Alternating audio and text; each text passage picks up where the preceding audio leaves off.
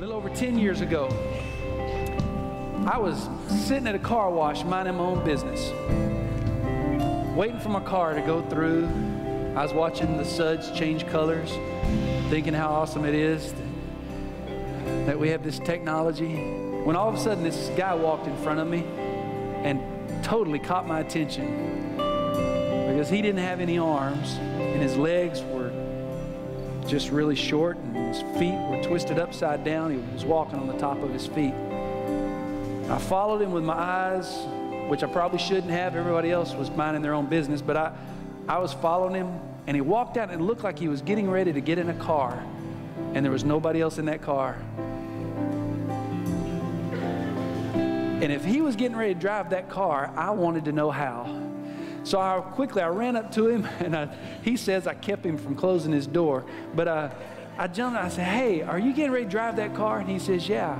I said, "Would you mind showing me how?" And you've heard me tell this, but he says, "Yeah." He said, "I designed this little thing where, I push it that way and it accelerates, push it this way, it brakes, and with this foot I steer." And the next logical question is, do you have a driver's license?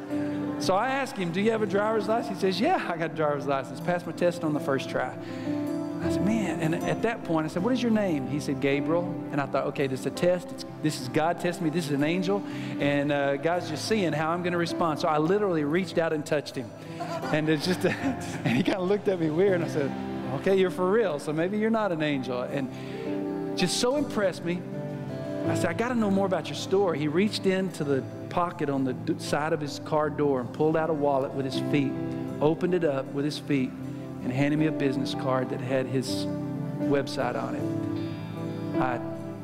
We parted ways then. I went back and I looked up his website, found out this guy must be a Christian just from the tone of his website. I called him up and said, "I got to know more about you." And so we met, we talked, and that started a friendship. I invited him to come to speak to our church then, which I didn't realize. He was praying that God would open up doors for him to get into churches and start speaking, because it was right at that point that God was putting a dream inside of him about taking this message literally all across the globe. And I didn't know all that. I just said, "You got to come tell my church your story, man. Would you come and be my guest?" He said, "Sure." That was the first church he ever spoke in. And now he's gone literally all across the nation and in many other parts of the world sharing this story. I want you to welcome Gabriel Nahara.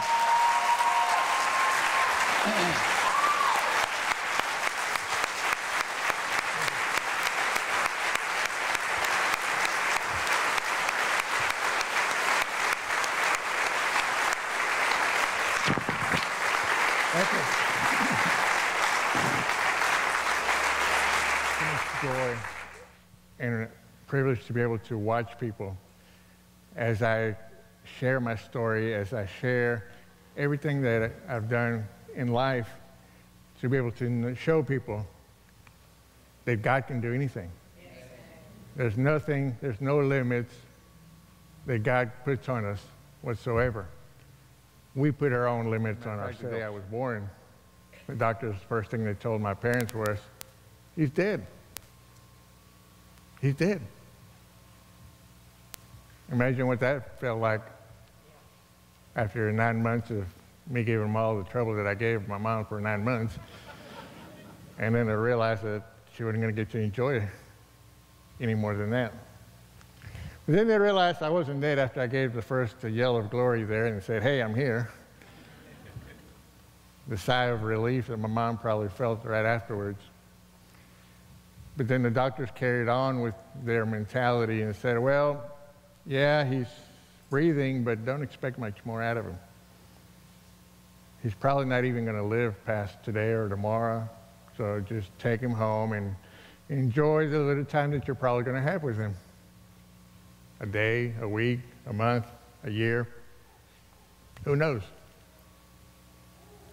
My mom, in her infinite wisdom, then just took me in her arms and said, "Let it be God's will." Let it be God's will was her word. So it was that from then on, I tried to look for work, and unfortunately, nobody would give me a chance. The excuse they would use was just be, "Well, you don't have any experience, so we can't hire you. But come on. I could tell by the look in their face. It wasn't because of the experience. I mean, it was really because they didn't think that I could do the work. And so I went on like that for about 2 or 3 years, trying to look for work and kept knocking on doors. Meantime, I was surviving with little jobs like telemarketing and stuff like that. But it wasn't really what I was meant to do. I was meant to be with computers. So finally I decided, okay, you're not going to hire me, so I won't go to work for a company. I'll start my own company. And that's what I did. I started a business, which was in the computer business, and quickly began to let it grow by going back to the companies that wouldn't hire me and telling them that my company could do the work that they needed. Now, they didn't know it was me. They knew it was a company. So because they knew it was a company, they let us do the work, and then I would just show up a couple of months later and pick up the check.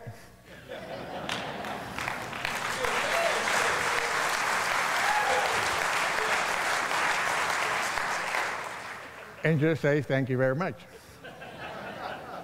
No regrets. But about 10 years ago or so, I stopped at an Office Depot to buy some office supplies. And I wasn't thinking about anything except I just wanted to go in, grab the stuff, get out, go back to my office and work on the project that I was working on.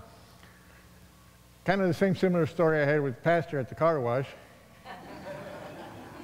And then I walked in and walked back out, and as I was walking back out, all of a sudden this lady grabs my door to my car and says, thank you. I'm like, thank you for what? And I didn't do anything. I just went in and grabbed my stuff and came back out. She's like, no, thank you, really. She says, you just don't know what you've done.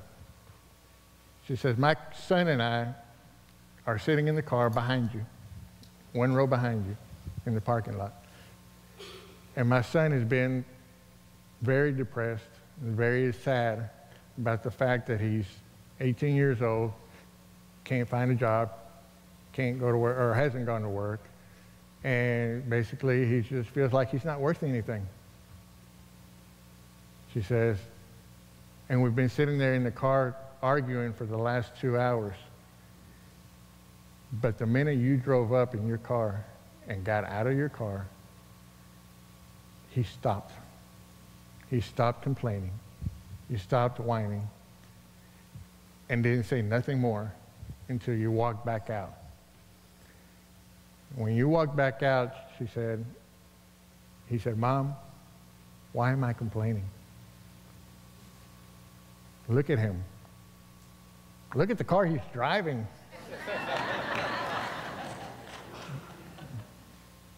Unfortunately, I always have to drive sports cars because I have to drive a 2-door car.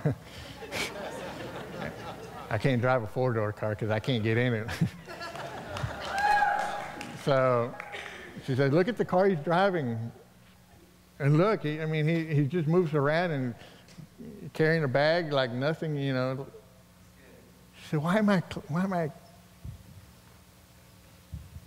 She was in tears when she was telling me this.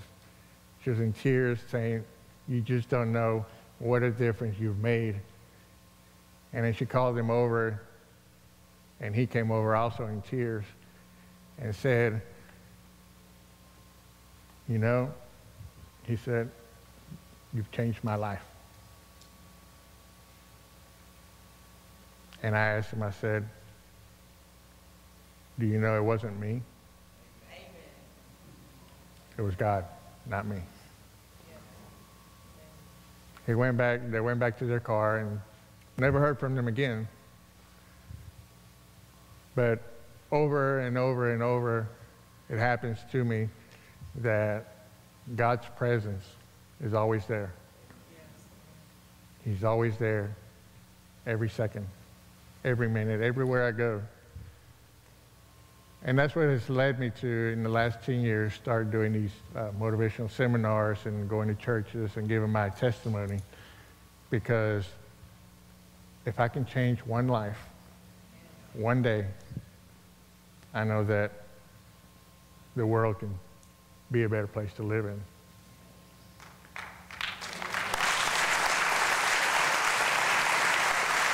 From the beginning,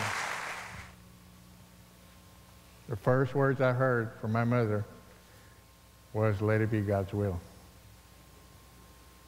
And it's been His will for me to accomplish everything that I've accomplished in my life.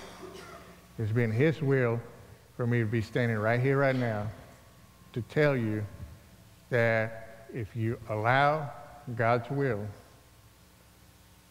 to take your life, to take control of your life, you can accomplish many more things than what I've done with my life. The difference between you and I, and me being successful, and you being successful, is whether or not you take your will or you take God's will. That is the difference.